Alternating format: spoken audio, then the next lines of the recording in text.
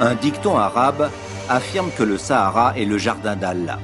Le Dieu des justes y aurait enlevé toute vie humaine afin de pouvoir disposer d'un espace où cheminer en paix.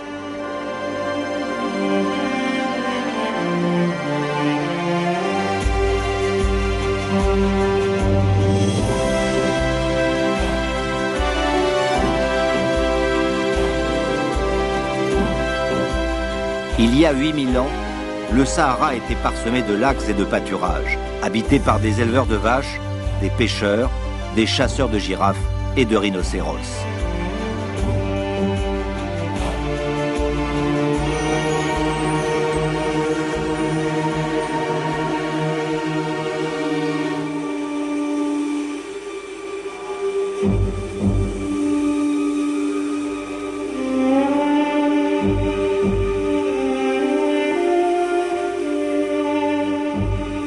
Dispersés à l'extrême dans les oasis et dans les zones de montagne, là où il y a de l'eau, les hommes se sont appropriés d'immenses territoires, des espaces refuges aux maigres ressources, défendus contre tout envahisseur. Avant de partir à la rencontre de ces hommes et de ces femmes disséminés aux quatre coins du plus grand désert du monde, les équipes d'Okavango se sont rassemblées à Bilma, sur l'une des plus vieilles pistes transsahariennes reliant le lac Tchad à la Méditerranée.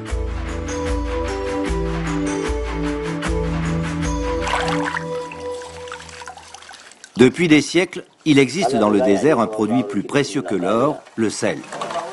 Les hommes ont creusé des cratères profonds pour retrouver l'eau salée de la nappe phréatique et construire des bacs d'évaporation. Le sel est ensuite pulvérisé, mélangé à du sable et de l'argile, puis moulé sous forme de grands pains coniques, les cantous, ou de petites galettes, les fauchis.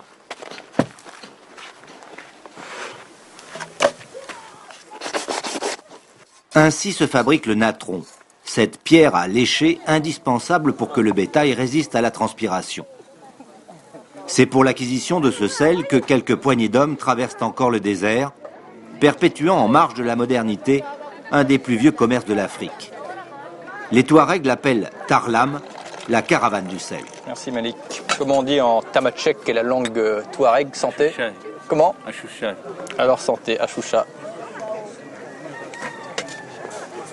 C'est assez incroyable quand on sait géographiquement où l'on se trouve. On se trouve à peu près à 1400-1500 km au nord-ouest de Niamey, qui est la capitale du Niger, au fin fond du Sahara, de voir une telle concentration de vie. Mais c'est le propre de toutes les oasis. Les hommes, évidemment, et la vie s'y développent. Bonsoir.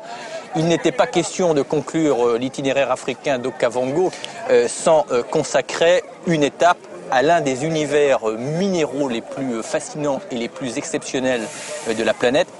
Comme le dit Théodore Monod, c'est le plus grand, le plus beau et le plus parfait des déserts, c'est le Sahara. Mais ce qu'Okavango voudrait faire ce soir, c'est mettre en lumière ces peuples du désert qui sont un pan de l'humanité exceptionnel au crépuscule du XXe siècle, cette culture du nomadisme qui tranche d'une manière exceptionnelle avec l'ensemble de la planète qui, évidemment, elle tend vers la sédentarisation et vers une forme regrettable peut-être de culture unique. Ce sont ces hommes et ces femmes qui arpentent le désert que nous allons accompagner ce soir. Allez, on va aller rejoindre l'équipe d'Okavango et définir les itinéraires de ce soir.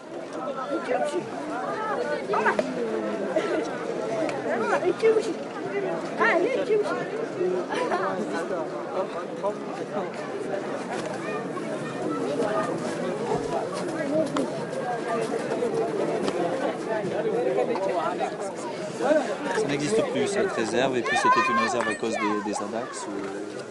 Ça va Pierre-Marie? Ça va. Avec Pierre-Marie de Coudras, qui est géographe à l'université de Bordeaux. Alors pour évoquer le Sahara d'hier et le Sahara d'aujourd'hui, on va se diviser en 3 équipes. Pendant que nous sommes ici, Monique Brandili, qui est une autre scientifique d'Okavango, qui est ethnomusicologue, est en train de se diriger avec le Catalina vers le Tibesti, à la rencontre des Toubous, et elle va assister à une cérémonie qui est excessivement rare. À l'intronisation du Derdé, qui est l'autorité suprême. On peut parler d'autorité suprême sur l'ensemble des Toubous. Et pendant ce temps, Liman, Malik et moi, On va aller à la rencontre de ces témoignages qui attestent de ces changements de visage du Sahara, et notamment ce que l'on pourrait appeler des chroniques rupestres, car le Sahara regorge de peintures rupestres qui montrent que le Sahara était peuplé différemment. Dans les témoignages mis à jour dans le désert, les plus impressionnants vont nous ramener entre 150 et 120 millions d'années en arrière, près d'Agadez, dans un site qui s'appelle Gadoufawa, qui a été découvert relativement récemment, et qui atteste qu'à cette échelle du temps-là, alors là pour le coup le désert était comme un grand jardin exubérant, au milieu duquel gambadaient des dinosaures. Et vous allez jouer avec une autre échelle du temps et une autre échelle d'espace, qui est évidemment plus propre aux gens du désert, avec une caravane qui va partir de Bilma. On part de Bilma, c'est-à-dire c'est un rythme à pied, avec la caravane de chameaux, la caravane qui vient chercher le sel à Bilma, qui quitte la zone du Kawa pour rejoindre Fachi, pour rejoindre l'Aïr, et ensuite des zones qui sont beaucoup plus loin, le pays Haoussa, puisque le sel est destiné aux animaux qui, eux, sont dans des zones plus humides, au bétail qui est élevé plus au sud. D'accord. Alors, en tout cas, ce qui est amusant, c'est qu'il y a un proverbe touareg qui dit que l'homme a inventé la montre et Dieu a inventé le temps. Nous allons rester avec nos montres et nos moyens modernes, et vous allez rester avec le rythme du désert, c'est-à-dire avec le temps, et on se retrouvera tous à la fin.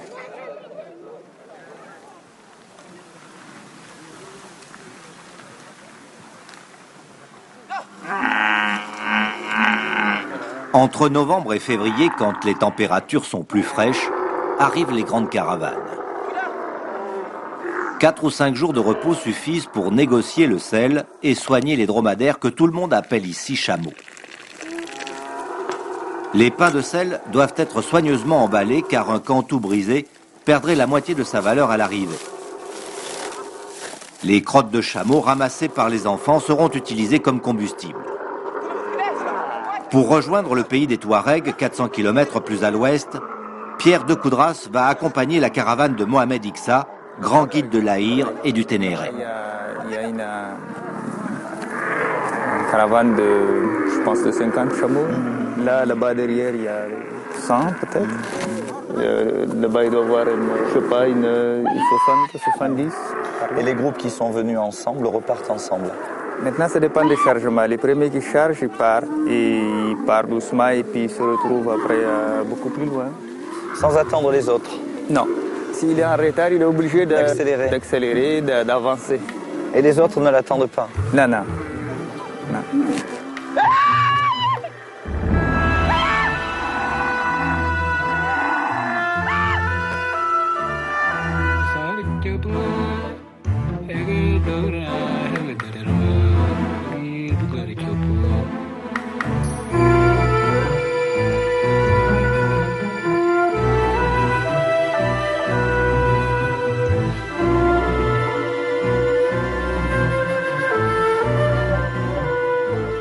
Dans la caravane, là, toi, tu as combien de chameaux? 20. 20 seulement? Ouais. Donc c'est un petit groupe qui va après partir? Oui, on va se séparer après. On va se séparer? Oui. Et on va aller en direction de l'Aïr. Vers Timia? Vers Timia, oui. Et ces 20 chameaux, qui c'est qui les a organisés? C'est la famille de Mouner, le jeune homme qui est avec nous, là, les Mouner. Mouner plutôt. Aidez. Il est où? Il est là, il va arriver. Voilà, c'est lui, Mounir. Donc Mounir, c'est l'apprenti alors? Oui. Est-ce qu'il va à l'école, Mounir? Non. Il va pas à Il fait l'école? l'école des caravanes maintenant. Seulement l'école des caravanes? Oui. Bon, il fait l'école de la vie alors? Oui.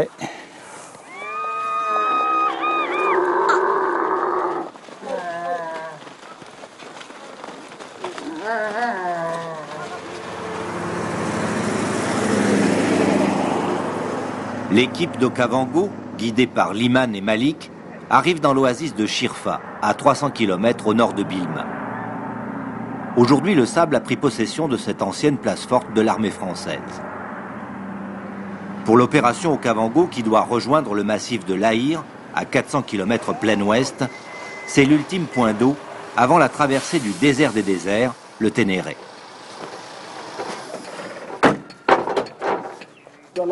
عليكم السلام بقعد صغير الخير ويوان انا نقول يا مطهر السلام عليكم السلام عليكم عليكم السلام ايوه الخير نقول يا وي وي غرسات ارالي ارد تاسو Quel puits je peux utiliser, Bakoy? Ah, il faut utiliser celui d'ici. Celui-ci, c'est le meilleur? Oui, oui, c'est le meilleur que plus les autres. Ça va aller peut-être, oui, oui. Le ravitaillement en eau va prendre plusieurs heures. Nicolas et Didier Hémin en profitent pour aller survoler les villes abandonnées du Djado. Contact. Ouais, allez, allez. Vas-y, vas-y. C'est en prenant un peu de hauteur comme cela que l'on prend pleinement conscience de l'incroyable isolement géographique de Shirfa, cette oasis du bout du monde, l'ultime recours pour les caravaniers.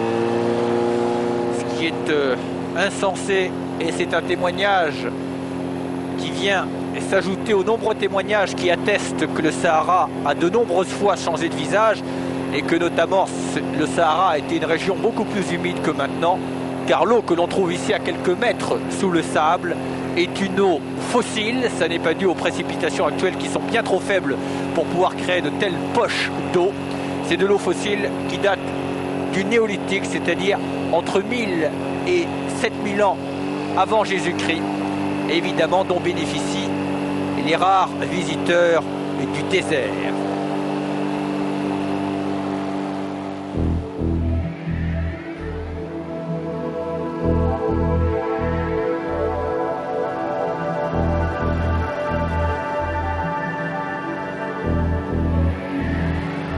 Le Djado, c'est haut plateau déchiqueté et délabré par le vent armé de sable et aussi par les changements climatiques et les grands chocs thermiques actuels du Sahara, car dans le Tibesti, la température est descendue à moins 18 degrés lors des nuits d'hiver et on a enregistré une température en plein été de 80 degrés centigrades. C'est vous dire que ces chocs thermiques, évidemment, sont des armes redoutables pour l'érosion. On va rejoindre la citadelle de Djado et celle de Djaba. Ville fantôme entourée d'un demi-cercle de mares, Djado ressemble à une termitière géante. Elle est la preuve d'un peuplement ancien de cette partie de la transsaharienne appelée Kawar. Depuis les Romains qui importèrent le chameau d'Asie mineure au IIIe siècle de notre ère, des milliers d'hommes sont passés par ce point de contrôle du commerce caravanier.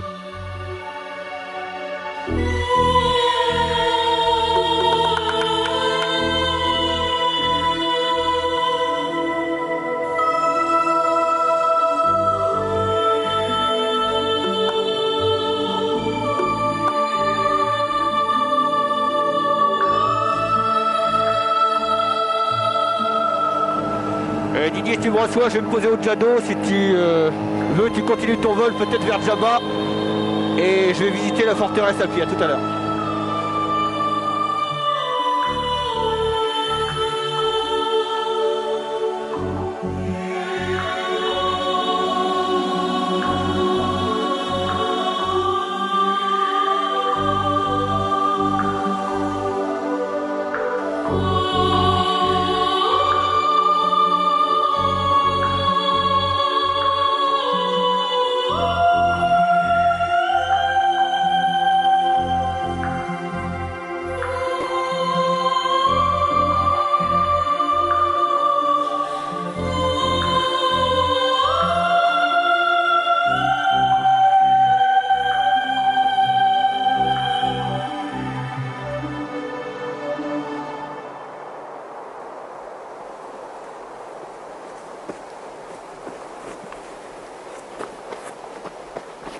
Au-delà de l'aridité et des sables se trouve un pays où l'on chemine d'îles en îles, des lieux où l'on trouve du sel en abondance et des maisons bâties en pierre de sel.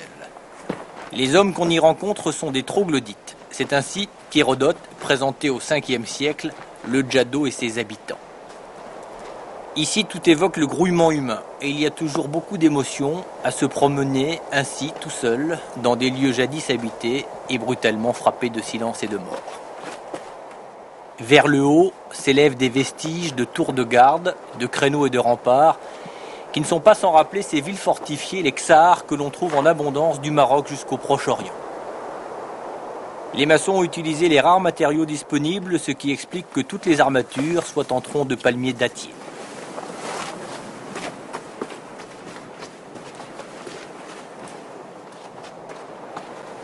Bien des histoires circulent sur les Ksars du Djado. Les gens d'ici attribuent la fondation de la ville à des géants, les So'o, qui auraient été les premiers habitants de la Terre. D'autres disent que c'est la prolifération des moustiques qui a fait fuir les derniers occupants. En réalité, Djado fut certainement un enjeu extraordinaire et les hommes se sont battus ici pour ce point d'eau. Au cours des siècles, les Arabes du Nord disputèrent le contrôle de la piste aux populations noires, les Kanouris du lac Tchad. La ville fut ensuite régulièrement soumise au pillage des Toubous de l'Est et des Touaregs, eux, venus de l'Ouest. Les rivalités entre les hommes et l'insécurité obligèrent les habitants, sans doute à la fin du XIXe siècle, à abandonner définitivement Djado.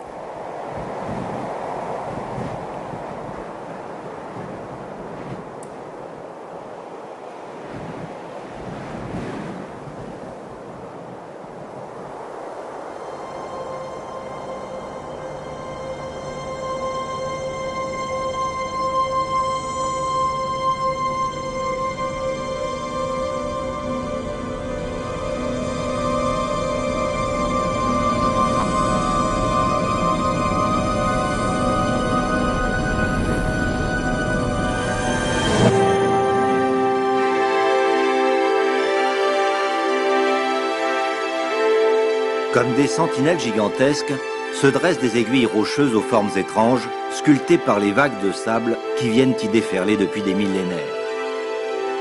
C'est dans le Tibesti, au Tchad, que culminent à plus de 3000 mètres les plus hauts sommets du Sahara.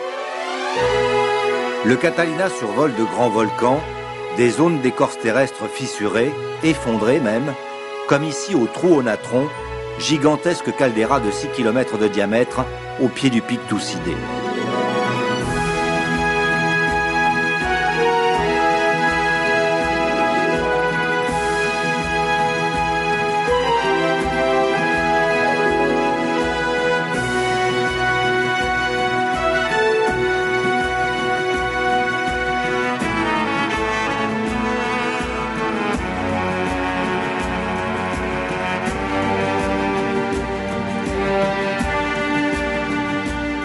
Dans ce milieu naturel grandiose et difficile, les Teuda, que les étrangers appellent Toubous, ont développé une civilisation profondément originale. C'est très long d'arriver jusqu'en vue du massif. Même en avion, on a comme ça la notion de cette distance énorme qui a tenu cette population à l'abri des influences extérieures pendant très longtemps. Même la colonisation a été courte chez eux. Les premières garnisons françaises permanentes, c'était en 1913.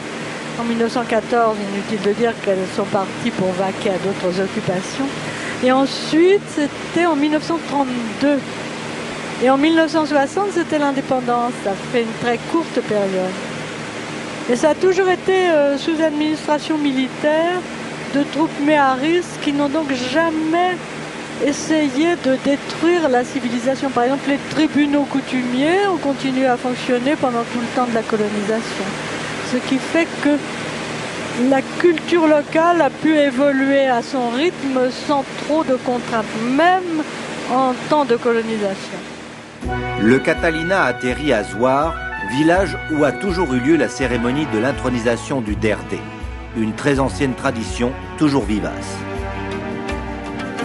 L'opération au Kavango est autorisée à y assister grâce à Monique Brandilly qui étudie la société des Teuda à travers leur musique depuis près de 40 ans. Nous sommes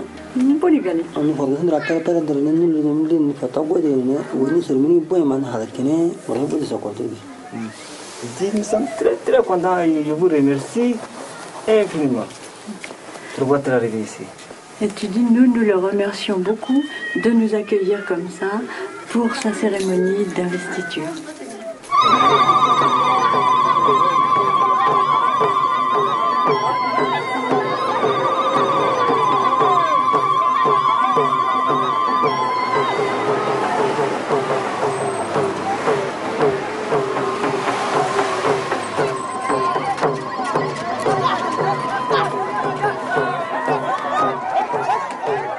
La cérémonie rassemble de Tedda venant de Libye, du Niger et du Tchad, et c'est un privilège rare de pouvoir y assister, car il n'y a eu que 2 intronisations depuis le début de ce siècle.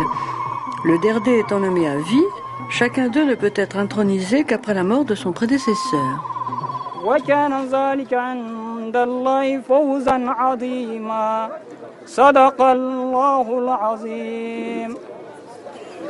جنات تجري من تحتها الأنهار خالدين فيها وكان الله عليما حكيما. Maï Barkaï, le nouveau Derdé, a passé la nuit caché dans une tente près de l'arbre sous lequel doit se dérouler la cérémonie.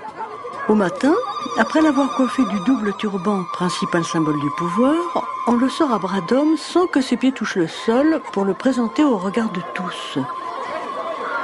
Ses 2 épouses, portées par des femmes, sont placées à ses côtés, dissimulées par des pagnes pour la circonstance, alors que dans la vie quotidienne du Tibesti, les femmes ne sont pas voilées. Dès que le Derdé est monté sur le lit, selon l'expression locale, sa nomination est irréversible. Chacun doit alors jouer des coudes pour réussir à toucher le turban, signe du pouvoir, mais aussi de protection pour l'ensemble de la population, donc porteur de chance.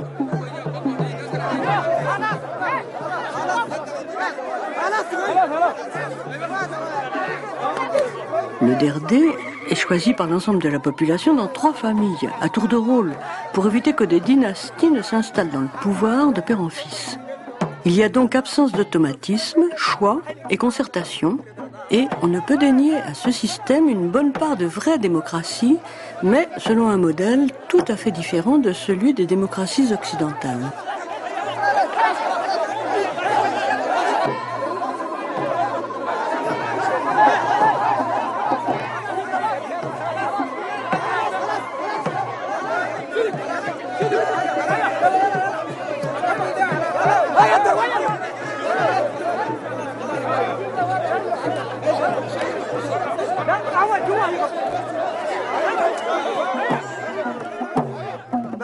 Le soir, la fête s'organise autour des forgerons musiciens. Ils accompagnent la danse avec des chants de louanges au son du tambour kidi qui est la marque de leur caste. Les familles, mises à l'honneur, arrosent littéralement de billets de banque les musiciens qui chantent leurs louanges.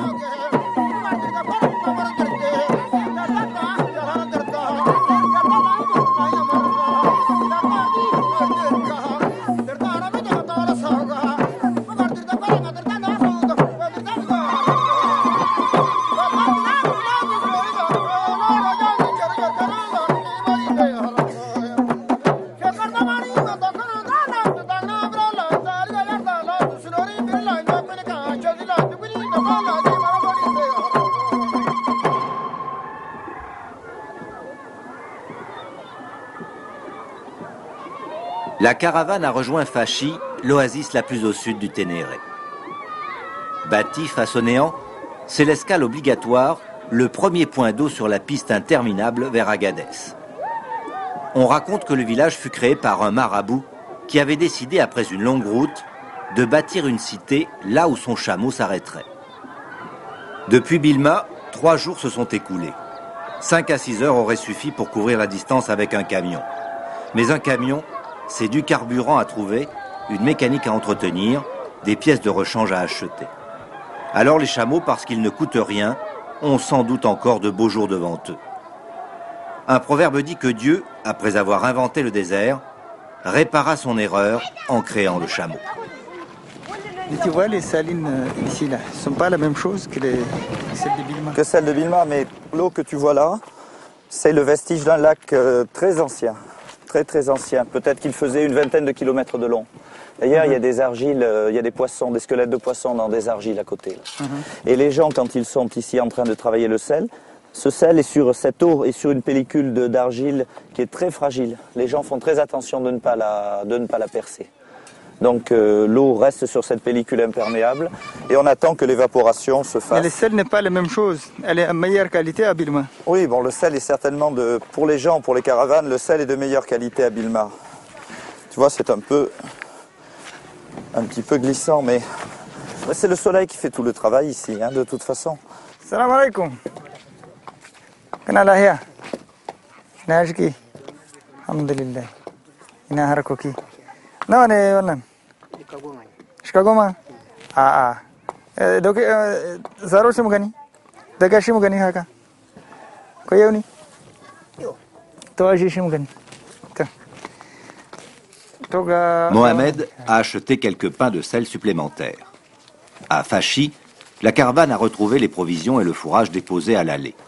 La halte n'est jamais très longue et le matin sera celui d'un nouveau départ. Les hommes marchent plus de 15 heures par jour en montant très peu sur leurs chameaux, par orgueil vis-à-vis des autres, parce que ce serait un aveu de fatigue. Faire la caravane, c'est comme accomplir un parcours initiatique. Et le voyage est aussi intérieur. Dans le jardin de Saint-Exupéry, que de temps pour rêver. L'échelle du paysage est telle que l'homme est réduit à une dimension insignifiante. Et si l'impression de liberté est aussi forte, c'est probablement parce qu'elle est acquise à force de renoncement. Il ne s'arrête jamais, même pour boire. Car prendre l'eau dans les outres et la porter aux autres, c'est le travail des apprentis. Tout est simplifié à l'extrême, jusqu'à la prière. Sinon, s'il s'attardait, il ne rattraperait pas les chameaux. Est-ce qu'il y a des risques de se perdre avec une caravane? On connaît des exemples de caravanes qui se sont perdues? Ça peut arriver. Bon, ça fait très longtemps qu'on n'a pas entendu parler d'une caravane qui est complètement perdue, qui ne s'est pas retrouvée après.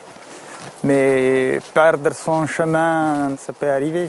Les caravaniers se repèrent comment? Ils ont d'abord un bon sens d'orientation et par les cordons de Dean et le sens d'orientation de Dean. Oui, la couleur du sable aussi. Les couleurs du sable, le relief du sable aussi. Oui, les traces dans le sable qui sont laissées par le vent. Voilà.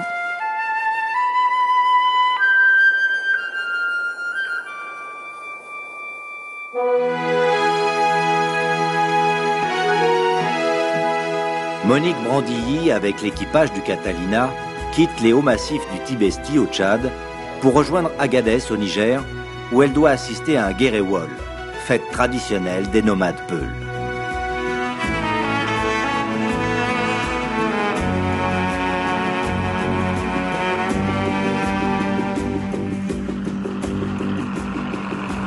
Thierry, pour Nicolas, tu me reçois? Ouais, Nicolas, je te vois dans mon rétroviseur, là, je te vois dans mon rétroviseur.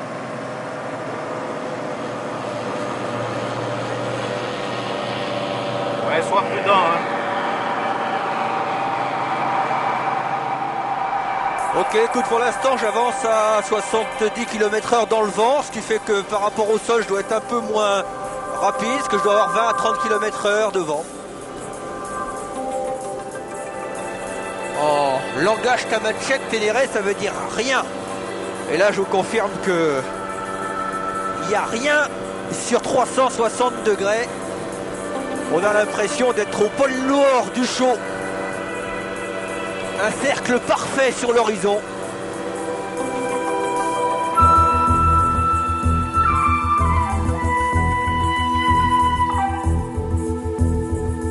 S'il est dans le désert des endroits qui ne ressemblent à aucun autre, le nord du Ténéré est bien de ceux-là. Ici, il faut tout apporter, même son ombre. C'est probablement dans cette zone d'épandage d'un grand fleuve aujourd'hui disparu que l'on ressent la plus grande sensation d'isolement de toute la région. La faune et la flore y sont inexistantes. Nicolas, à bord du Swift, le plus petit planeur motorisé, guide les camions. Mais les vraies difficultés sont pour demain, quand il faudra trouver le passage dans les grandes dunes de Témet qui séparent le Ténéré de l'Aïr.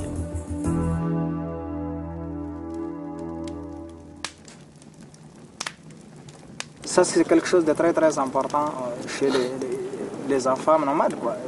Ils n'ont aucune éducation, sauf leurs parents, quoi. La mère. Toute transmission de votre expérience et de votre connaissance se fait en fait d'une manière orale, et parce que les enfants participent petit à petit aux caravanes, et là ils font l'école de la vie. La vie pour vous, c'est le déplacement, quoi. C'est le déplacement, oui. Les nomades, ils vivent au gré des pâturages et au gré des bonnes saisons.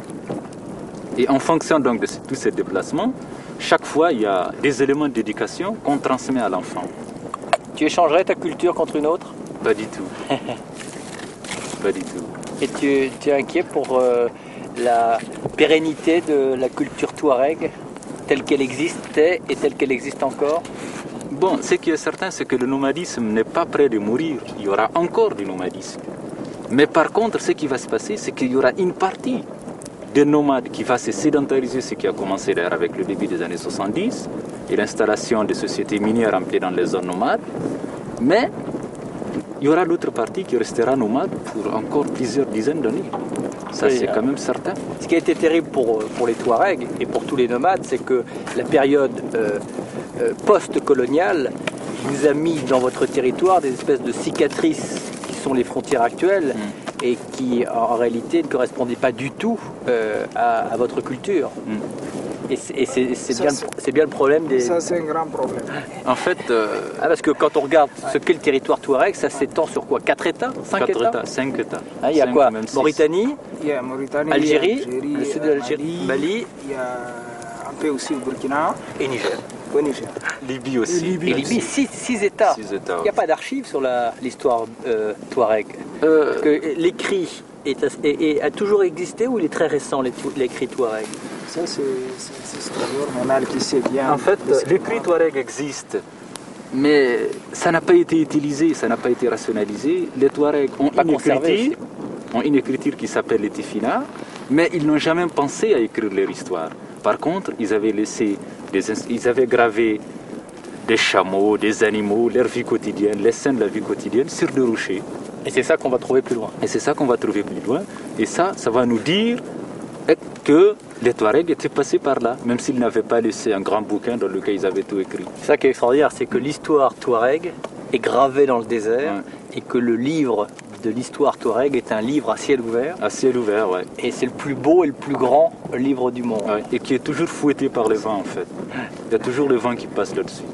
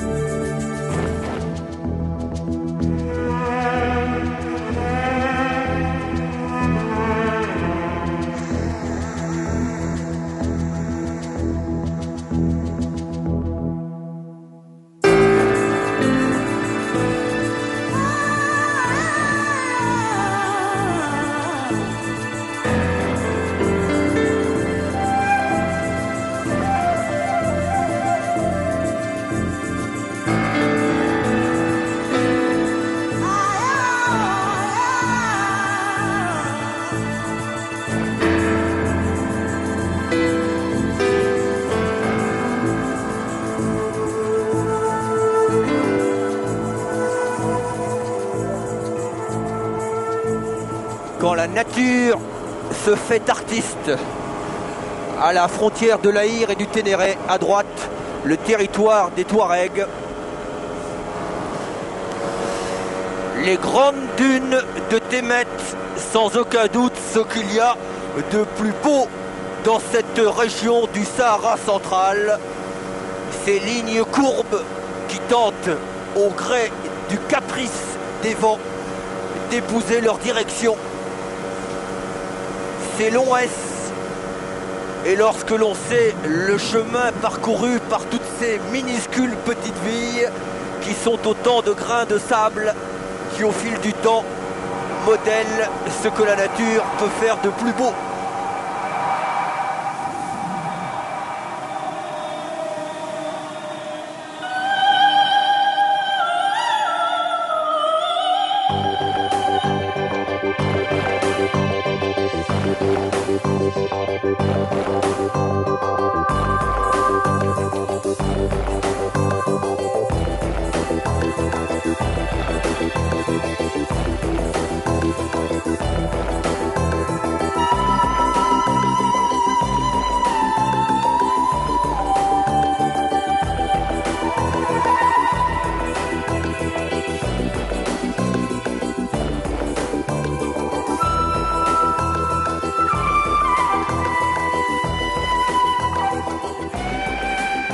Ok, écoute, je pense que j'ai trouvé la bonne passe. Vous continuez au cap 180. Normalement, c'est roulant partout là. On doit pouvoir rentrer dans la Hire là, à cet endroit-là. Tu m'as reçu, Thierry? Oui, reçu. Écoute, je vais essayer là. Il y a un petit col, je vais essayer de monter. Tu as reçu, Thierry? Ouais, c'est reçu, mais c'est pas sûr que ça passe. Thierry, ça passe pas là où tu es. Tu peux essayer. Essaye à droite. Je me repogne à gauche. À mon avis, ça passe à droite. À mon avis, là, tu vas pas passer avec le camion. Ok, écoute, je vais faire une tentative ailleurs là.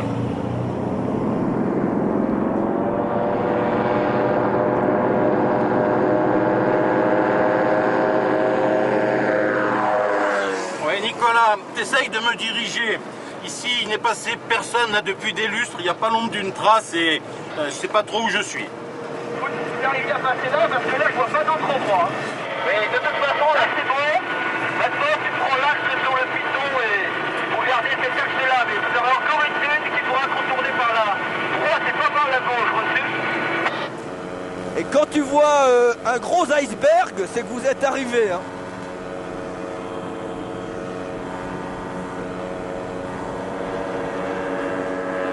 Ok, moi je vais partir devant maintenant parce que j'ai plus beaucoup d'essence. Je vais vous attendre plus loin dans la passe, Thierry.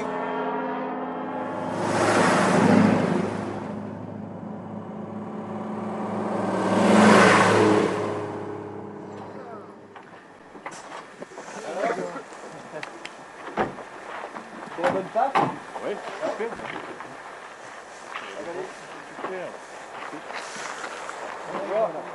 Quand j'ai volé là, en fait j'ai voulu me poser à côté mais j'ai eu une panne, je pense, ou d'essence ou de moteur juste avant, juste derrière la butte là, il y a un tout petit campement Touareg. Il y a j'ai vu quelques chameaux, quelques chèvres. Je serais curieux d'aller voir qui habite là et comment les gens vivent. Oui, on peut aller voir. Ce sont des Touaregs forcément. Oui, c'est des Touaregs. Il y a des Touaregs. Il n'y a que des Touaregs, ouais. C'est sûr que c'est des seul, Touaregs. il n'y a personne parce que je pense que les gens vivent plutôt dans la montagne. C'est vraiment, il doit être le seul. On va voir. Allez.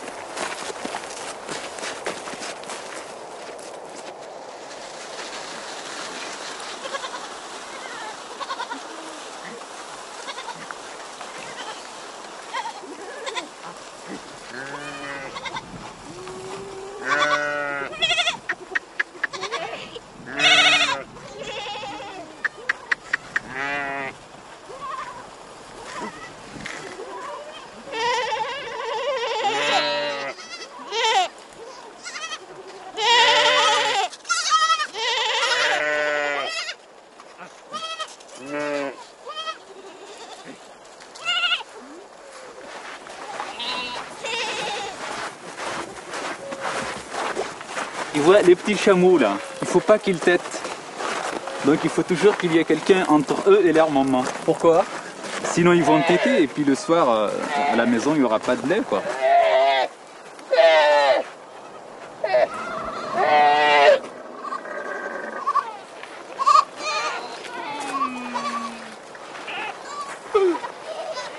Donc il a un troupeau de chamelles, il a des chèvres et des moutons. Ah, ça c'est le campement. Salam alaikum. Uyuan. Matola. Salam. Godem. Majandua. Salam. Majandua. Salam alaikum. Salam. Godem. On s'assoit. Là où vous êtes dit quoi? On a demandé la santé, le climat, est-ce que tout le monde va bien, est-ce que la famille, oui, les parents et toutes les connaissances, toute la communauté, ça va, quel est l'événement important qu'il y a eu, qu'est-ce qui s'est passé de grave et tout. Donc on a fait un peu le tour d'horizon de toutes les nouvelles. Tu peux lui demander s'il est juste en déplacement ici ou s'il habite ici tout le temps?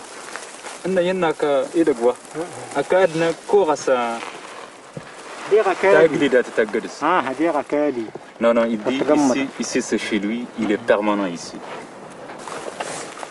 Comment il se nourrit? Et où est-ce qu'il trouve de l'eau?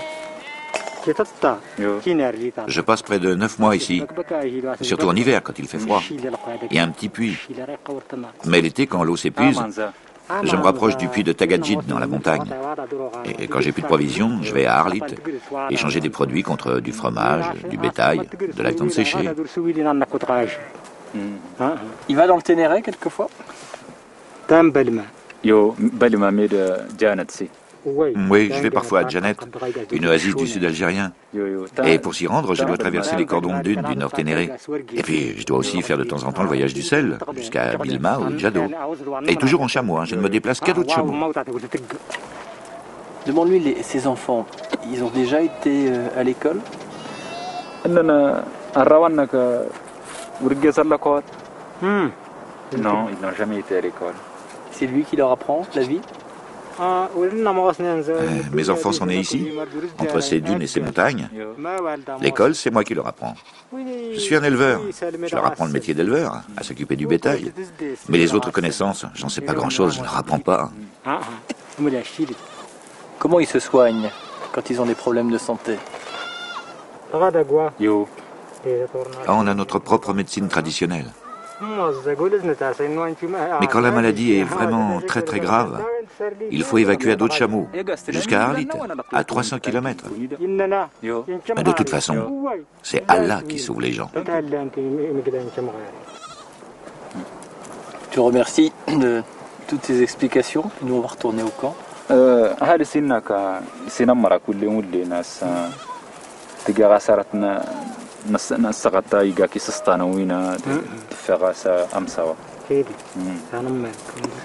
Il dit merci de leur avoir rendu visite.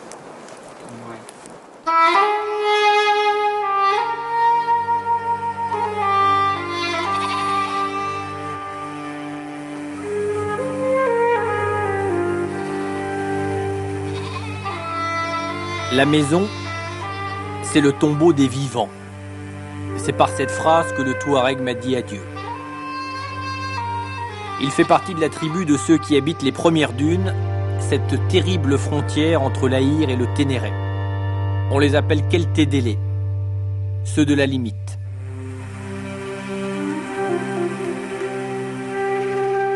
En quittant les grandes dunes de Témet, je réalisais que ma route avait croisé les derniers hommes bleus du Ténéré, une société qui, ne possédant rien, avait la dignité de ceux qui sont riches de peu.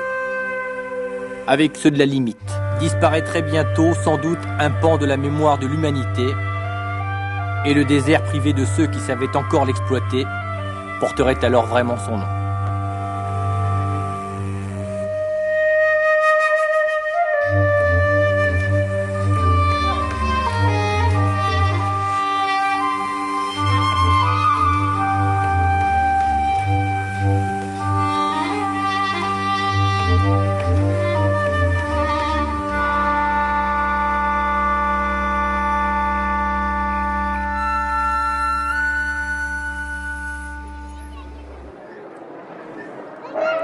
Agadez, la ville aux murs couleur de sable, est un carrefour de peuples, de routes commerciales, un centre de négoce, une escale aux portes du désert.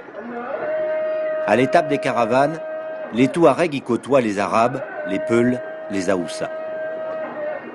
La légende raconte que la ville fut créée par Younous, le premier sultan, à l'endroit où sa lance s'était plantée en terre. Les sécheresses successives ont poussé les populations du désert vers la ville. Mais pour pouvoir y rester, il faut de l'argent. Alors, tout est bon pour survivre. Et l'on est cracheur de feu, griot, marabout, dresseur de serpents ou mendiant plus simplement. La grande affaire, c'est le commerce. La place centrale est un marché où il est possible de trouver de tout. Des postes de radio ou pièces automobiles venant d'Arabie Saoudite ou du Nigeria, jusqu'aux produits maraîchers des oasis.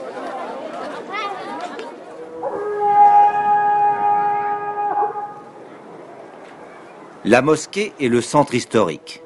La ferveur de l'islam noir s'y exprime chaque semaine à l'occasion de la grande prière du vendredi. La tour carrée du minaret de la mosquée est renforcée par 13 rangées de pieux en troncs de palmier qui dépassent à l'extérieur. Certains disent que c'est pour éloigner les mauvais génies.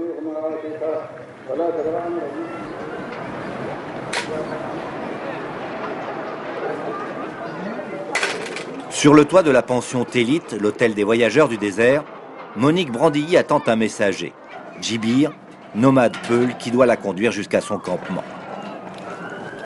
Ah, Djibir, comment ça Alors, va? Monique, bonjour. Ça va bien? Vous allez ça va bien? Et la santé? C'est une bonne nuit, et ça la va famille? bien, merci. Et cette chaleur, ça va? Bien, merci. Masha'Allah. Est-ce que tu veux prendre un peu de thé? Non, merci. Je suis prêt pour aller au campement. C'est toujours d'accord pour aller dans ton campement? Oui, il y a les guéroles qui se préparent pour bientôt. Très bien. On y va? Les Peuls ne vivent pas à Agadez. Ils y viennent seulement pour le marché et leurs campements sont à bonne distance de la ville. Ce sont des éleveurs de vaches toujours en quête de pâturage, se faufilant entre les terres des agriculteurs sédentaires, leur domaine nomade s'étendant sur des milliers de kilomètres du Sénégal jusqu'en République centrafricaine. Est-ce que ton campement est encore loin? Non, le campement n'est pas encore loin d'ici. On est à une distance quelconque. J'ai eu pas mal d'études sur les Peuls et en fin du compte, on ne sait pas avec certitude s'ils viennent de l'Est de l'Afrique ou de l'Ouest. Qu'est-ce qu'on dit chez toi? Mais on dit chez moi que le Dieu a créé l'homme, après il a créé les vaches et le tout il a donné à la femme. Ah ben dis donc, c'est flatteur pour la femme Peul, ça. Ah oui, parce que l'homme Peul, sans la femme Peul, en tout cas, il n'est rien. Et jamais de Peul qui n'aurait pas de vache. Oh, si tu n'as pas de vache, on te dit que tu es bourru. Qu'est-ce que ça veut dire?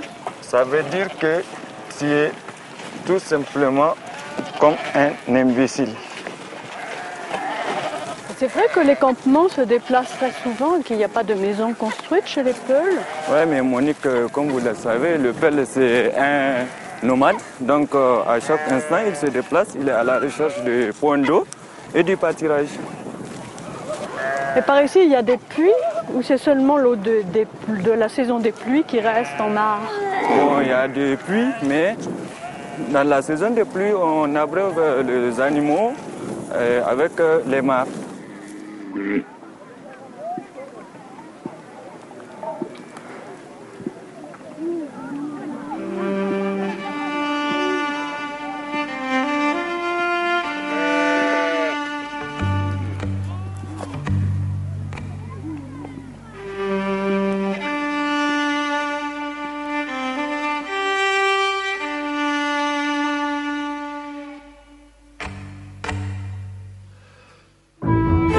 Après Fachi, Mohamed a quitté la grande caravane pour rejoindre Timia, l'oasis où vivent les parents de Mounir.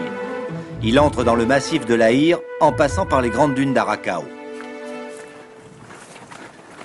Je te fais passer là justement parce qu'il y a des gravures. Je vais te montrer des gravures. Il y a des très belles. Tu vois ça? Il y en a comme ça tout le long de la falaise? Oui, il y en a quelques-uns, oui. Quelques-uns? Yeah. Est-ce que c'est vieux? On dit c'est Kelirou. Kelirou? Oui. Kelirou, c'est quoi? C'est les anciens. Les anciens, les gens d'avant? Oui, c'est avant les Touaregs. Avant les Touaregs. Ouais. Donc très très vieux. Très vieux, oui. Et tu imagines comment était la région à cette époque-là? Moi, je l'ai toujours vu comme ça. Hein. Je ne sais pas comment il était avant. Tu imagines qu'il pouvait y avoir une rivière ici?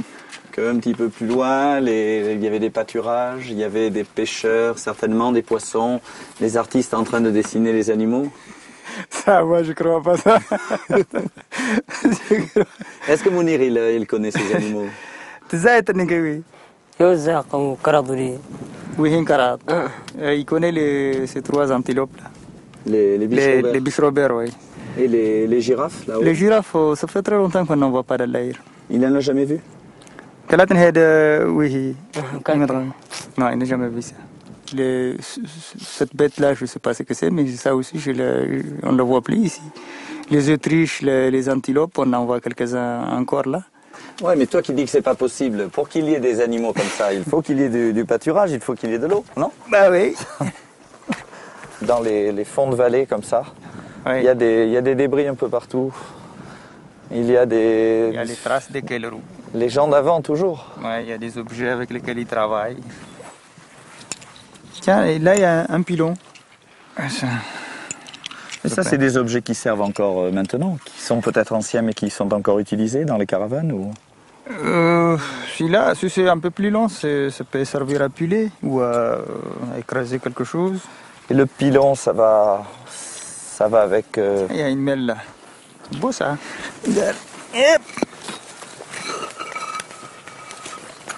Voilà. Tu me fais ça. Crash. Pour le mille. Ouais, la galette, tout ça. Est-ce que tu nous fais des crêpes là? Ouais, si tu veux. Tu peux faire les crêpes, tu peux faire la galette, tu peux faire ce que tu veux. Et on en trouve beaucoup. On trouve quelques-unes. Encore. Et les gens continuent à s'en servir? Ouais. Attends, regarde. Mais c'est remplacé par le... Tiens, ça c'est... Regarde ce que j'ai ramassé ce matin. Ça c'est plus récent, on dirait. Pourquoi c'est plus récent? C'est un beau dessin. Parce que là, le dessin est plus grossier. Bah, celui-là déjà, le dessin est disparu avec le vent. C'est easy. Celui-là est usé, la poterie est très grosse aussi. Ouais. C'est pas la même épaisseur. Et ça? Ça c'est un objet, c'est peut-être un couteau ou un truc pour faire des dessins. Ça, tu sais ce que c'est? C'est un couteau, ça, c'est pour te raser la barbe. Ah, ça c'est pour écrire ça. C'est pour écrire. Regarde, non, tu sais, on trouve de tout. Regarde, des racloirs, on fait des éclats qui servaient à enlever la viande qui était sur la peau quand les gens avaient fait la chasse, etc. Bah, c'est vrai.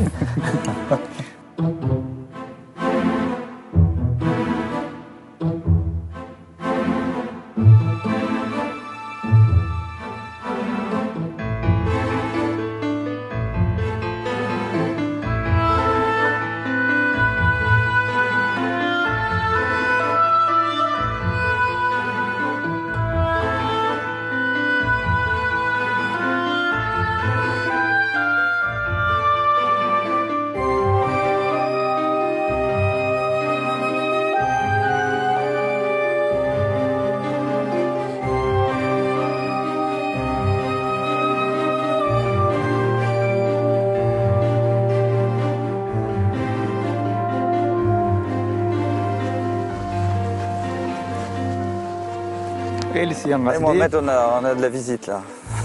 Ah si, il y a quelqu'un là-bas avec son chameau. Ah, tu sais, le désert pour moi c'est assez extraordinaire. C'est au moment où tu penses que tu es quand même tranquille. C'est l'endroit où tu es le plus tranquille, que tu vas rencontrer quelqu'un. Et qu'est-ce qu'il peut faire là? Allah. Bah, c'est ce que nous allons voir quand on va la rencontrer. C'est ça que va barat. Salam alaikum Haris. Maïgan. Kham. ما دوني كان تقول بس ما تنفع ايوان خام الخير ميجان زقرت ميجان ايوان ميجان يا ازقر مراكي سيد ايوه ارصد ان شاء الله ارلق اغطوا فوق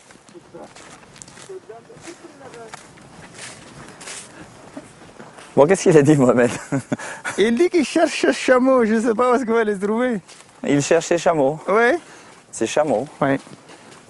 Et comment il peut les retrouver? Oh, je ne sais pas, il peut être dans l'oued où on a dormi ce matin. Là. Donc son campement est un peu dans l'Aïr, il est à la recherche de ses chameaux. Tout seul? Oui.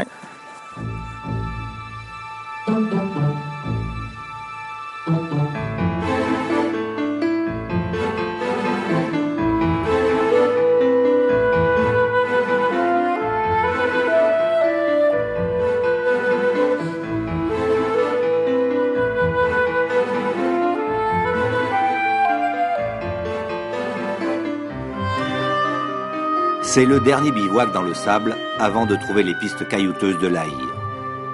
Il faut accomplir encore les gestes de chaque soir, décharger les chameaux, soigner les plus enrhumés avec un peu de tabac, préparer la togela, le pain en forme de galette que l'on met à cuire dans le sable rendu brûlant par les braises. Et puis, parler et rire, en attendant le moment où apparaîtront les étoiles. Sirius au sud et Orion, à Manar en Tamatchek, le guide des voyageurs du désert. C'est la vie du nomade. Ouais.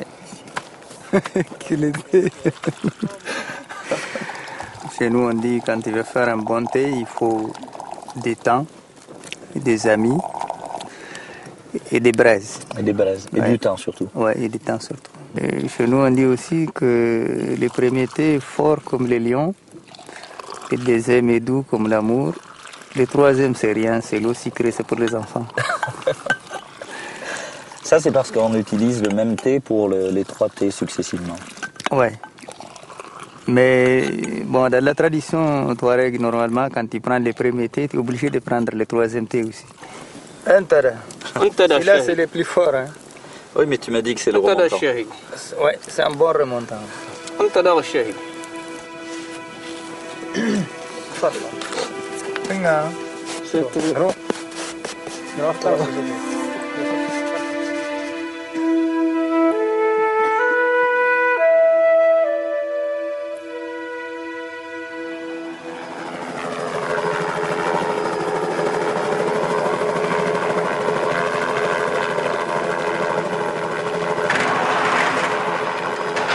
Pendant que les camions d'Okavango, guidés par Liman, se dirigent vers les gisements de dinosaures de Gadoufawa, Malik et Nicolas cherchent un des plus importants sites archéologiques du Sahara, la vallée d'Iwelen.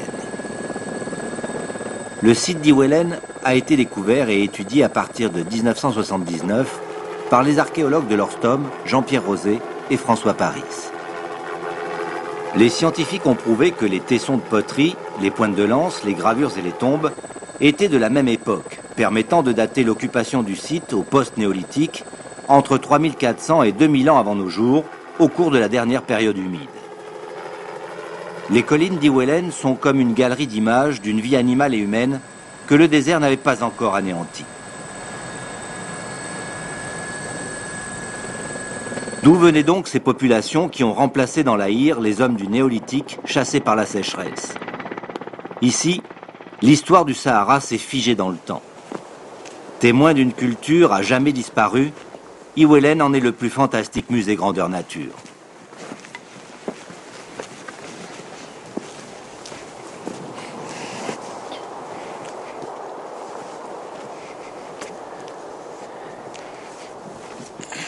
C'est incroyable, il y a toute la faune africaine. Rhinocéros, éléphants. Et le plus étonnant, c'est qu'il y a même des oiseaux. Il y a des ibis, enfin, ce qui peut ressembler à des ibis, peut-être même des flamands, des autruches.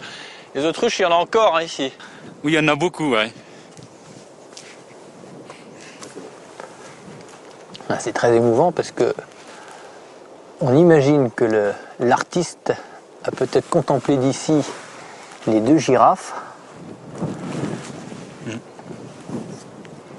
Et là au milieu, ce qui est très caractéristique de la manière dont les sculpteurs de l'époque représentaient les hommes d'Iwelen, ce guerrier qui peut-être partait à la chasse aux girafes, avec cette tunique cintrée à la taille, assez court vêtue, armé, la lance dans la main droite, le bouclier dans la main gauche. Et alors, ce qui est très étonnant, c'est la représentation du visage, hein, avec cette forme un peu tulipée. Je ne sais pas si c'est une vue de l'esprit. Et là... Là, c'est le char qui est tiré par 2 chevaux. En fait, c'était donc avant l'époque des chameaux. Avec l'aridité des terres et l'avancée plus aussi des populations, les gens ont abandonné le char pour prendre le chameau. Le chameau qui est venu d'Asie mineure 3 ou 4 siècles après Jésus-Christ. Et ça, c'est un témoignage essentiel pour évoquer cette période du passé très lointaine, lorsque les chars et les chevaux étaient associés dans le désert.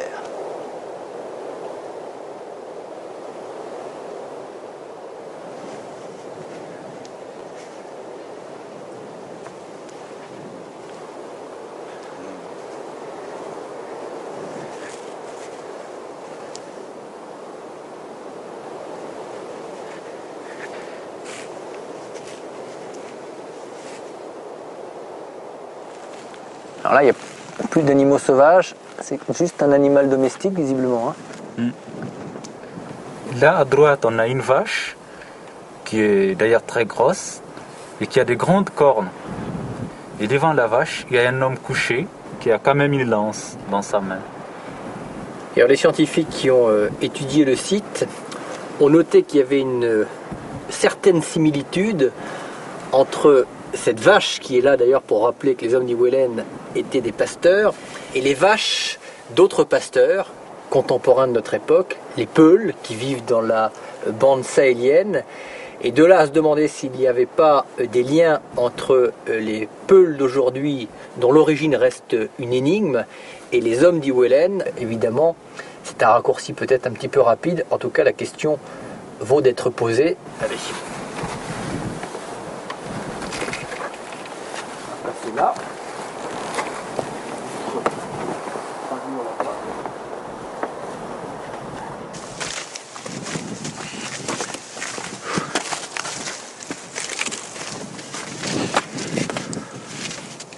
Tiens, là on voit bien ce qu'on a vu d'hélicoptère tout à l'heure, tu vois là.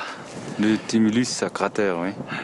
Et ça c'est très caractéristique des sépultures sur Iwelen. Je crois qu'ils en ont à peu près répertorié une 60aine. Alors toutes ne sont pas dans le même état, ils en ont ouvert quelques-unes, ce qui leur a permis de trouver quelques corps et de constater que c'était des tombes pré-islamiques, car les corps ne sont pas tournés vers l'est comme dans les tombes islamique. Le corps est posé à même le sol, il est recroquevillé sur le côté. Et en plus, ils ont trouvé dans certaines tombes quelques morceaux de poterie ou des poteries, ce qui leur a permis, par le procédé de datation radiométrique, de confirmer donc que l'ensemble du site est à peu près entre le milieu du 4e millénaire avant nos jours, c'est-à-dire 3500 ans avant maintenant, et 2100 ans avant maintenant, donc pour l'ensemble de la région. Et l'une des caractéristiques aussi des sépultures d'Iwelen, c'est qu'elles sont dans l'oued. Ça veut dire aussi que les habitants sont plus proches de leurs morts. Ils enterraient leurs morts à côté de leur campement.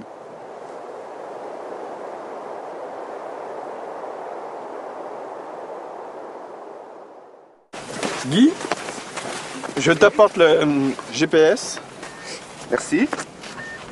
Tu vas voler plein sud? On va partir plein sud, ouais. D'accord. Moi, avec l'image, je vais aller travailler sur le dinosaure qui est à côté du camp. Donc, on s'appelle par radio. D'accord, on reste en contact. À plus tout à tard. l'heure.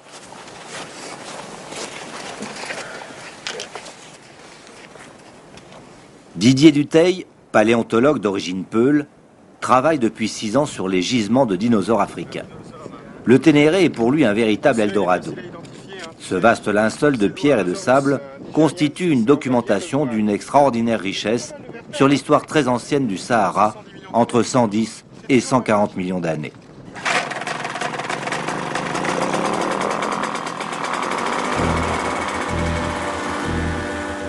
Plusieurs gisements de dinosaures se répartissent ainsi autour de l'Aïr, massif montagneux appartenant au socle de l'Afrique, et témoin d'une époque où toutes les terres émergées ne formaient alors qu'un unique continent, le Gondwana. Le plus important de ces gisements est sans conteste celui de Gadoufawa, particulièrement difficile d'accès. Ce qui explique peut-être l'origine du nom qui en tamatchèque signifie le lieu où les dromadaires prennent peur. Pour essayer de découvrir de nouveaux squelettes sur cette bande de 150 km de long sur 5 de large, Didier Dutheil a demandé au pilote d'Okavango, Guy Bertrand Jacquier, d'effectuer une recherche aérienne.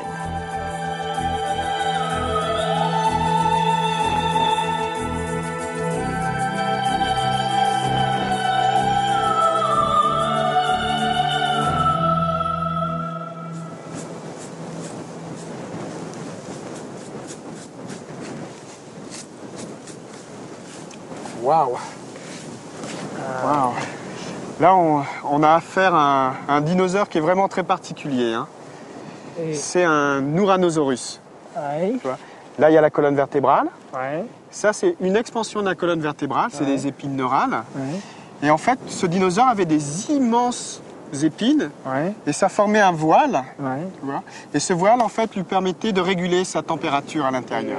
Il nage dans l'eau comme les poissons? Non, non, pas du tout, non. C'est un animal qui est terrestre. Il marche sûrement à 2 pattes, Ouais. peut-être à 4 pattes. Ouais. On sait pas vraiment. Mais ça, c'est merveilleux parce que c'est vraiment le symbole des dinosaures de Gadou-Fawa. Ouais. C'est vraiment super. Hein.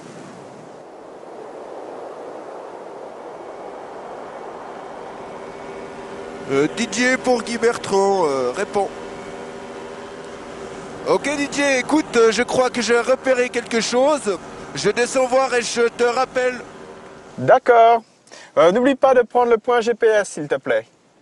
D'accord, ça marche.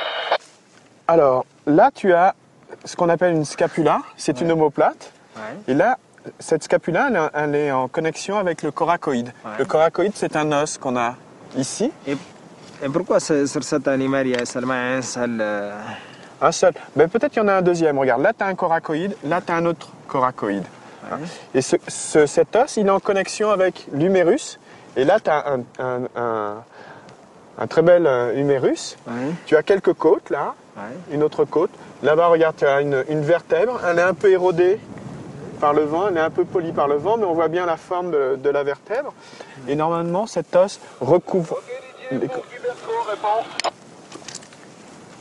DJ pour Guy Bertrand, je t'entends.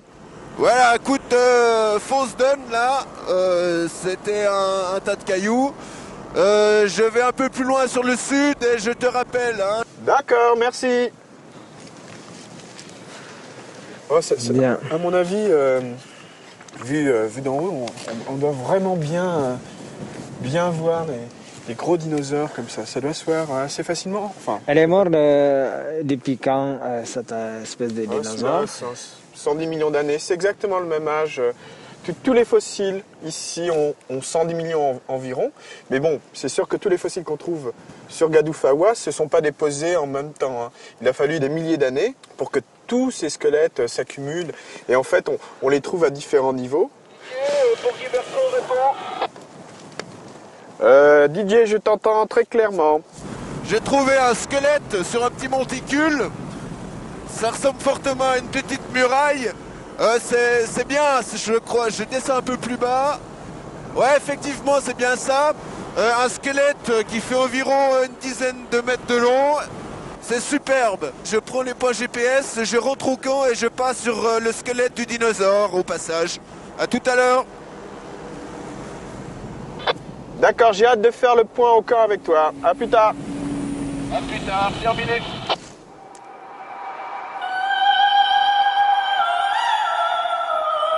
Pour fêter sa découverte, le pilote du Swift se lance dans une série d'acrobaties aériennes.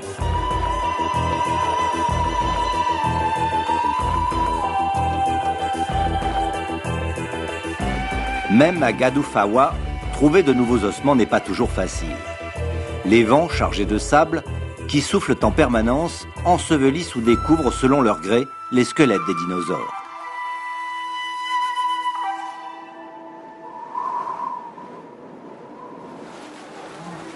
Le lendemain matin, plus au nord-ouest, Monique Brandilly arrive enfin au campement de la tribu de Djibir, son guide. Ce sont des peuls bororo que l'on appelle les Wodabé. Arrivés dans la région par petits groupes à partir de 1920, on estime aujourd'hui leur nombre entre 7 et 10 000.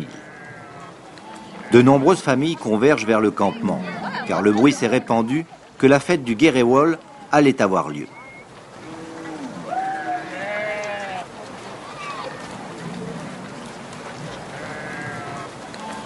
Voilà des troupeaux de vaches, là on approche. C'est derrière juste ces troupeaux que se trouve mon campement. Et dans ce campement, il y a seulement une famille ou est-ce qu'il y a plusieurs familles regroupées dans les campements? Tout dépend, il peut y avoir à peu près 3 familles regroupées dans un même campement.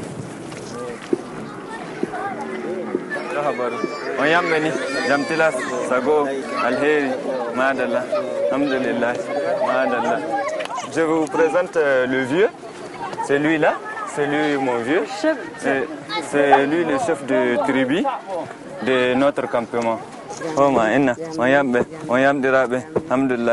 Vous pouvez vous asseoir, hein? Je vous présente la maman. Alhamdulillah. Masha'Allah. Oh, Ma'adallah. Tahabaru. Oh, Ma'adallah. Mami Andi Tai. Hein? Non, wait. Hein? Nam Jao. Hein? Jao yete. Nam Bidengi. Le vent et le soleil, ça donne très soif. Oh, ça c'est sûr. Et surtout avec cette chaleur qu'on a de prendre l'axe aujourd'hui. Mais alors quand il y a beaucoup de soleil au milieu de la journée, on ne fait pas de l'ombre? Bon, si, on prend quelques couvertures de draps et puis on fait une petite tente de rien du tout, quoi. C'est ça. Ouais, ouais. Et quand il pleut? Bon, quand il pleut, on se met sous les nattes, hein, pas plus. Hein. Dessous, là? Dessous. Ou bien des fois, on se met devant les animaux, on les bloque et puis la pluie nous tombe dessus. Parce qu'on est habitué, c'est comme ça. Hein? Même quand il pleut, on reste dehors, comme on reste dehors, mais vous voyez comment se trouve le campement. Moi, je vois bien. Hein? Avec ces arbustes là à gauche, à droite, moi je pense que il n'y a aucun problème quand j'ai une natte sur la tête. Hein. C'est fini. Mais les arbustes, là, c'est pour empêcher les animaux de venir au milieu des gens ou c'est au contraire pour les empêcher de se sauver? Non, c'est juste pour prouver qu'il y a un campement. Donc il ne faut pas passer dessus, c'est une maison. Très bien. Hein? On a vu des mares, plusieurs mares en venant là avec les ânes. Est-ce que c'est cette eau-là que vous buvez? Oui, mais comme vous savez, hein, on n'a que ça en saison de pluie. Donc on ne peut pas puiser de l'eau de pluie. C'est ces mêmes mares qu'on a rencontrées en cours de route avant de venir ici. Et sans que l'eau soit filtrée, hein, vous voyez. Et vous n'avez pas d'ennui de santé, notamment pour les enfants? Oh si, hein, parce que de tout temps, on arrive à avoir des troubles gastriques à gauche, à droite. Hein. Mais si les enfants ont des problèmes comme ça à cause de l'eau qu'ils boivent, est-ce que les mères les allaitent très longtemps, les petits? Les bébés nouveau-nés, pour ne pas leur faire boire de l'eau qui n'est pas toujours bonne, quoi. Bon, généralement, nous, la maman, elle les allaite pendant 2 ans. 2 ans? 2 ans. Ouais, ouais. Les enfants, à partir de quel âge ou de quel moment est-ce qu'il y a un rituel pour qu'ils passent de l'état d'enfant à celui d'adulte? À l'âge de 18 ans, on est adulte. Donc, parce que la circoncision même s'est faite à l'âge de 18 ans. Hein. Si tard que ça? Si tard, oui. Et on compte les années? On compte les années. On compte les années. Bon, généralement, ce n'est pas les années qu'on compte, mais on compte les saisons pluvieuses. C'est-à-dire, même si dans 7 mois, il y a eu une pluie, 7 mois après, il y a une pluie, on considère ça comme un an. Alors, ça fait des années plus courtes que les autres? Plus courtes que les autres, justement. Donc, quelquefois, on a un peu moins de 18 ans. Ouais, moi, on peut avoir 15 ans et puis, tout en pensant qu'on a 18 ans. Tu me disais qu'il y a chez les Peuls ici des grands concours de beauté des jeunes gens. Alors, ceux qui peuvent faire ça, il faut qu'ils soient déjà circoncis et qu'ils aient déjà 18 ans. Ah, certainement. Si on n'a pas 18 ans, comment on va se marier? Le guéro là en tant que tel, c'est quoi? C'est un mariage. C'est un concours de beauté. D'après une légende, l'ancêtre des Peuls fut proscrit de la Mecque parce qu'il refusait de renoncer à la danse guéréwol. Pour ce concours de beauté, de chant et de résistance, chaque clan désigne les hommes les plus beaux. Le maquillage est essentiel pour se préparer à la danse. La blancheur des yeux est soulignée avec du kohl. Les lèvres sont noircies d'un mélange de cendre et de beurre. Le visage est enduit de poudre ocre et de graisse pour le faire briller.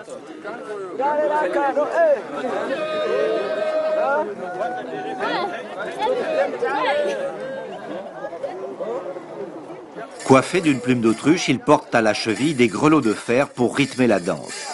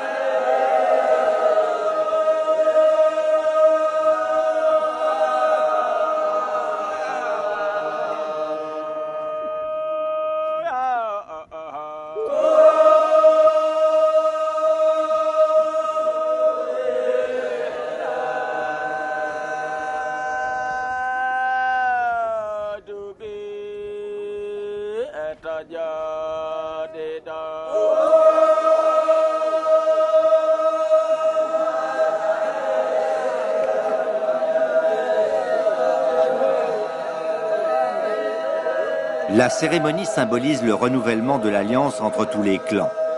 Elle est le pivot de la vie tribale des Wodabé, est celle qui les caractérise le mieux.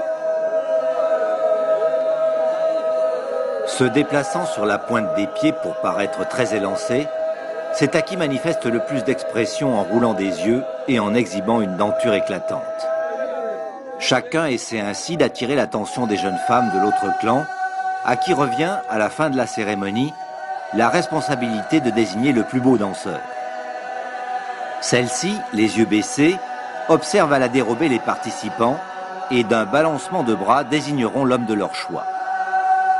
Commencé dans l'après-midi, le Guéréwol se prolongera très tard dans la nuit et se répétera 7 jours durant. Cette fête marque le début de la saison sèche qui entraîne la dispersion des peuls. Ces voyageurs de l'errance se retrouveront l'année suivante pour le renouvellement de l'Alliance.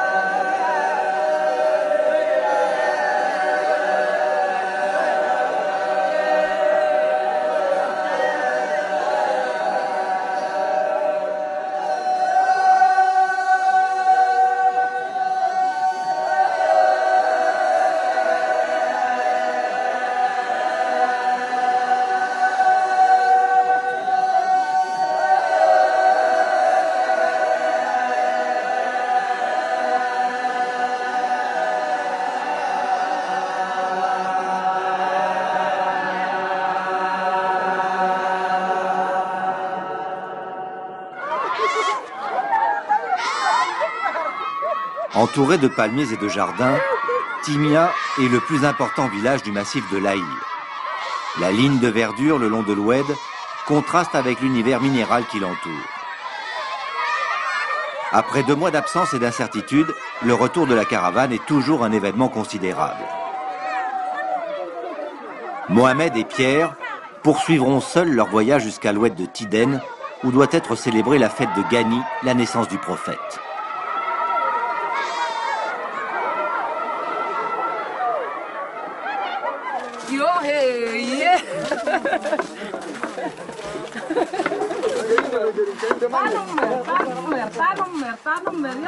Comment ça s'était passé? Ouais, il demande si ça s'est bien passé, si on n'a pas eu des chevaux fatigués, si on n'a pas eu la tempête des vents, tout ça, tout ça. Là. Et il voit que son fils est devenu un homme maintenant? Ah bah oui, là, toute la famille est contente de retrouver son fils. Et quand est-ce que on met le chèche? Parce que Mounir n'a pas de chèche, le Tagelmousse. Dans pas longtemps. Parce que tu voyages encore.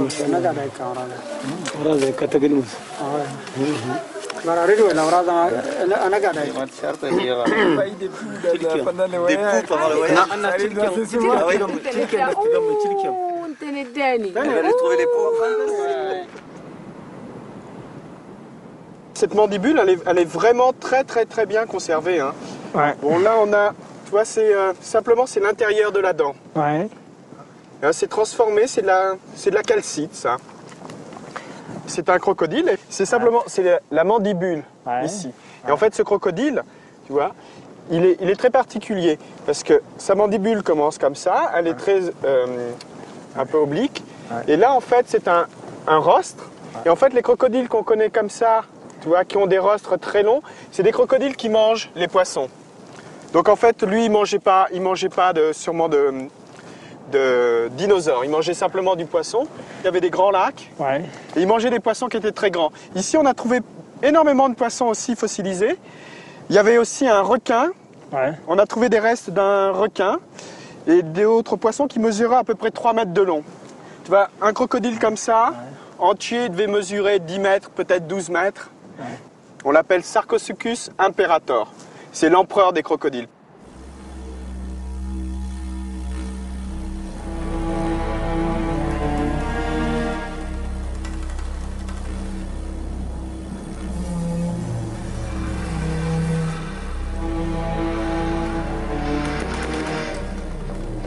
Sur le chemin du gisement découvert par Guy Bertrand Jacquier, Liman et Didier traversent un site recouvert de troncs d'arbres silicifiés, daté aussi d'environ 110 millions d'années.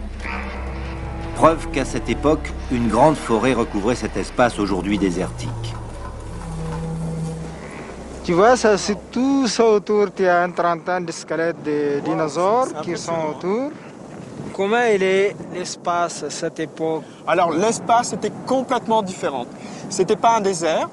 Il y avait au sud de Gadufawa, il y avait des montagnes au Nigeria. Et ces montagnes, il y avait des rivières qui partaient de ces montagnes. Il y avait des cours d'eau qui coulaient du sud vers le nord. L'Aïr n'existait pas encore. Et ce que tu peux remarquer, c'est pas du sable. Non, en fait, pas du sable. En fait, ils sont enfouis dans de l'argile. Ça devait sûrement être un lit de rivière assez important, qui devait être bordé par de la végétation, par des forêts. Je ne sais pas exactement le sens du courant, mais il a entraîné toutes ces carcasses dans un seul endroit. C'est vrai qu'il y en a une trentaine ici. Comment est-il ces dinosaures? On les trouve seulement dans l'Afrique? On les trouve, ce type-là, je pense qu'on le trouve uniquement à Gadufawa. Il est spécifique à cette région. Sur 110 km, on peut trouver ce genre de dinosaures. C'est un iguanodon. On va voir d'autres? Bah oui, on peut aller voir d'autres carcasses là-bas. Ouais, il y en a parce qu'il y en a beaucoup. T'as vu Liman, là, il y a des jumeaux. Des jumeaux qui sont côte à côte. Pourquoi ils sont côte à côte comme ça? Je sais pas, peut-être qu'ils étaient mariés. Mais bon, c'est pas certain ça. Hein. Celui-là, il est très bien, celui-là. Là. Ah oui, celui-là, il est grand. Hein. Combien de temps il pose par rapport à sa poids? Combien, il a combien de dimensions là, simplement, par rapport aux êtres? Bon, on n'a pas entièrement la queue et la tête, mais déjà on peut voir qu'il mesure à peu près facilement 4 mètres de long. Hein. On peut imaginer que c'était peut-être son poids était peut-être un peu moins que celui d'un éléphant. Un éléphant adulte, ça pèse à peu près 4 tonnes, 5 tonnes. Celui-ci, peut-être qu'il était un peu moins volumineux, mais c'était quand même un animal relativement important. Hein. À cette époque où existent ces animaux, est-ce qu'il existe d'autres animaux bien sûr, mais spéciaux par rapport à... Il y avait les animaux qui le chassaient. Hein. Donc c'était d'autres dinosaures qu'on connaît, qu'on a trouvés ici sur le site. C'est des dinosaures prédateurs qui ressemblaient un petit peu au Tyrannosaurus rex. C'est vraiment prédateur. Il marchait avec 2 pattes, celui-ci aussi marchait avec 2 pattes, avec des dents très coupantes. Peut-être il faut qu'on essaye de creuser ou à gauche ou à droite pour essayer de trouver des... Tu sais, ça serait très long. Si on commence une fouille sur ce dinosaure, il faut 2 mois. Si on travaille pour creuser tous les squelettes qui sont autour, on va rester un an. Oui, sûrement, oui.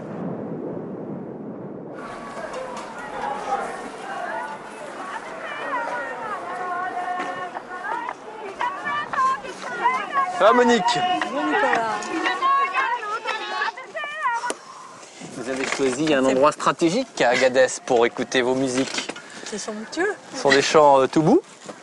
Chant du Tibet, les filles du Tibet, les jeunes filles. Regardez ça.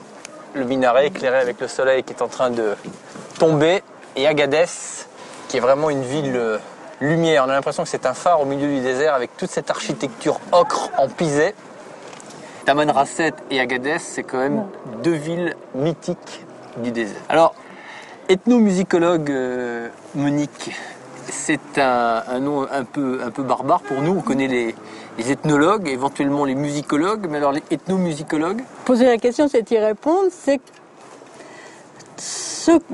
approcher les populations, les sociétés plutôt, à travers la musique et la manière de faire la musique. Pas seulement la musique. C'est la différence avec le musicologue qui étudie la musique éventuellement en dehors de toute contingence.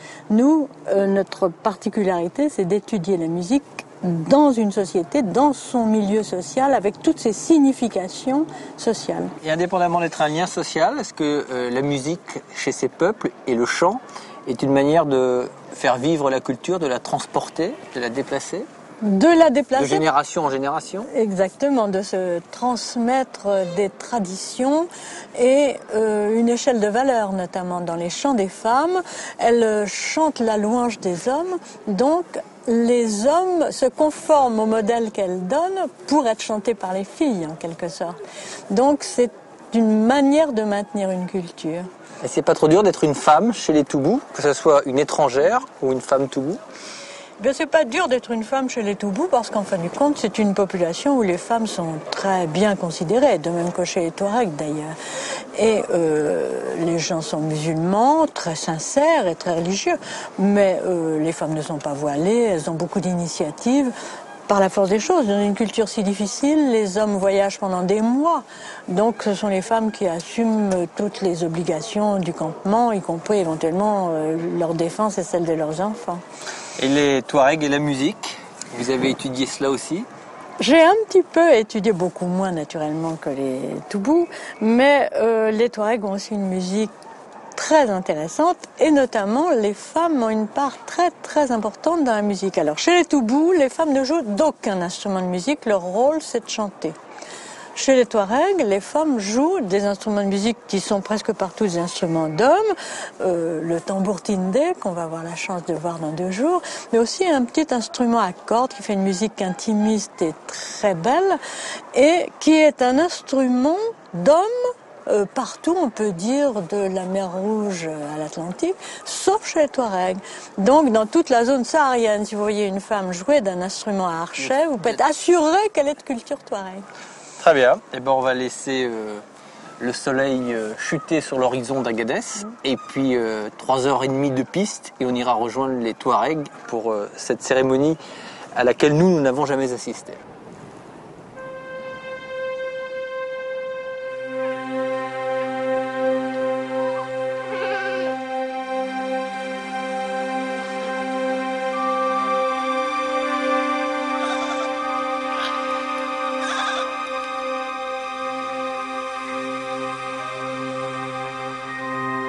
Plusieurs fois rechargé au cours de la nuit, le feu est ranimé aux premières lueurs de l'aube.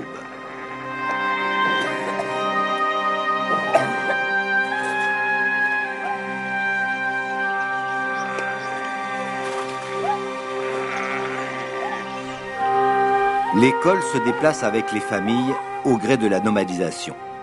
C'est par elle que passe l'avenir des Touaregs, avec cependant la crainte pour les parents que tout enfant scolarisé ne soit perdu pour le nomadisme et n'aille en ville grossir les rangs des laissés pour compte. Qu'est-ce que nous avons dit du carré? Qu'est-ce qu'il fait? Oui. Le périmètre. Le carré c'est quoi? Le carré à 4 côtés égaux. Tu parles du cinéma? Oui. Le carré à 4 côtés égaux. Oui. Le carré est un quadrilatère. Oui. Et ça? Le carré est un quadrilatère. Oui. Le carré est un quadrilatère. Le carré est un quadrilatère. Qu'est-ce que nous avons dit sur le périmètre, Mohamed? Il va nous montrer le périmètre du carré. Oui, dis-moi. A, B, C, 2, A. Oui, A, B,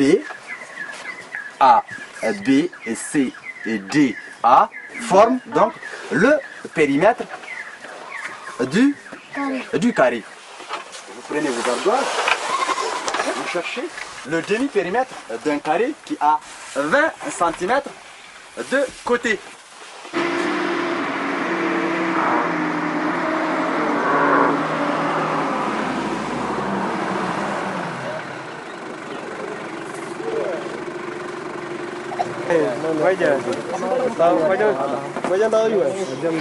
Oh, ça va Mohamed? Ça va bien et toi? Ça va bien. Ça va bien passé le voyage? Écoute, nous le désert a tenu ses promesses, et vous? Nous aussi, mais on est arrivé avec le chameau avant les moteurs. La caravane s'est bien passée? Ça s'est très bien passé. Bon, est-ce que la fête est prête? Parce que Monique, elle est là avec son magnétophone et elle trépigne. Hein. Bon, la fête est prête. Et qu'est-ce que vous avez vu les chameaux là? Vous avez croisé les chameaux? Ils sont beaucoup de chameaux, oui. Il y a plein de gens qui arrivent et puis la fête, ça se prépare. Tu vois, ce qui est quand même assez extraordinaire pour nous, les Occidentaux, quand on arrive dans un coin aussi reculé et aussi démuni, c'est que les hommes et les femmes ont de l'allure. Et là-dessus, peut-être que nous les Occidentaux, on a quelques leçons d'esthétisme à prendre. Hein. Tout le monde est beau ici. Hein. Merci. Je parlais des Touaregs. Hein. Mais ça va. Bon, on va se préparer pour la fête. Entendu. Je vais me changer pour la fête. On va changer pour la fête.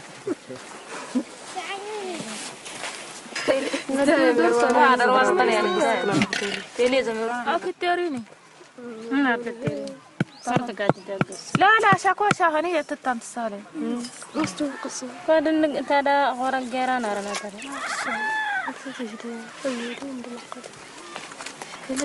لك ما يغني ما سيتك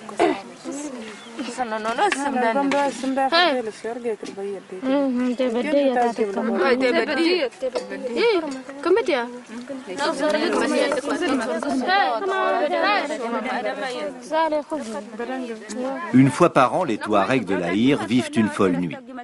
À l'occasion de la fête de Ghani qui célèbre la naissance du prophète, ils organisent un tendé. Les hommes, emmenés par Malik et Mohamed, ont revêtu leur tenue d'apparat et placé les plus belles selles sur leurs chameaux. Ils vont accomplir un carrousel autour des femmes.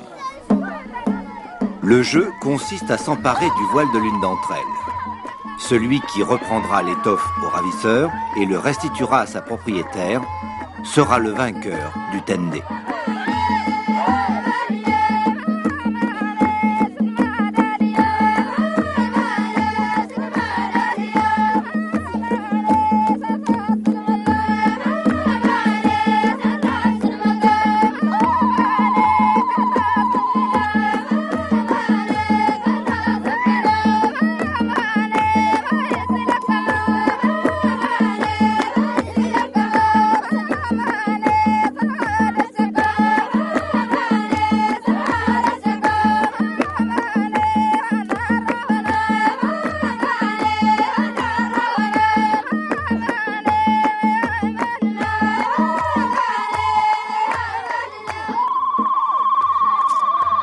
Merveilleux moment pour terminer malheureusement cet itinéraire saharien ici au cœur de l'Aïr. Un itinéraire qui nous aura permis de découvrir plus encore l'un des chefs-d'œuvre de la création ou de l'évolution, le Sahara, et surtout d'y rencontrer, comme les Touaregs, quelques-uns de ceux qui y vivent, des images comme là d'une grande pureté qui nous montre que décidément sur une même planète, dans une unité de temps, il peut y avoir des moments de vie si différents, si éloignés et si proches à la fois. Auprès de ces femmes et de ces hommes qui incarnent une certaine idée de la liberté, tout près de la tombe d'un des leurs, qui est né ici et qui malheureusement a été enterré récemment, tout près d'ici, Mano Dayak, qui fut l'un de ces artisans courageux de la liberté, comme le monde en a compté, et comme il en compte heureusement encore aujourd'hui, et à qui les uns et les autres nous sommes certainement redevables de notre propre part de liberté. C'est donc ici, dans le fief de Mano Dayak, tout près de cette Toued biblique, que se termine également ce long périple africain d'opération Okavango, un voyage qui nous a montré que pour peu que l'on s'éloigne des sentiers de la haine et de la vanité, il y a de par le monde, comme ces oasis dans le désert, quelques refuges intacts de la beauté de choses et qui nous aura permis de prendre conscience de l'extraordinaire variété de la vie sous toutes ses formes, qu'elle soit végétale, animale ou humaine. Et c'est sans doute cette grande diversité qui constitue l'héritage essentiel du XXe au XXIe siècle, un héritage très précieux, mais malheureusement vulnérable et fragile. Et plus encore, Opération Okavango aura été une odyssée jalonnée de rencontres exceptionnelles avec ces petites communautés qui vivent à l'écart de tout et qui sont ignorées de tous, ce que l'on appelle les oubliés du temps, comme les Imba dans le Kaokoland en Namibie, comme les Mikea qui vivent au cœur de Madagascar, comme les Karo qui vivent dans la vallée de l'Omo au sud de l'Éthiopie, ou encore comme ceux que Monique a rencontrés, les Toubou dans le massif du Tibesti au nord du Tchad. Et ces hommes et ces femmes nous auront délivré la plus belle des leçons, une leçon de simplicité et d'hospitalité, et nous aurons fait la plus magnifique démonstration de résistance, la résistance pour conserver un mode de vie, une culture, tout simplement une différence, et pour gagner et protéger une liberté, la plus belle des libertés, celle des Touaregs, celle d'être soi-même. Bonsoir.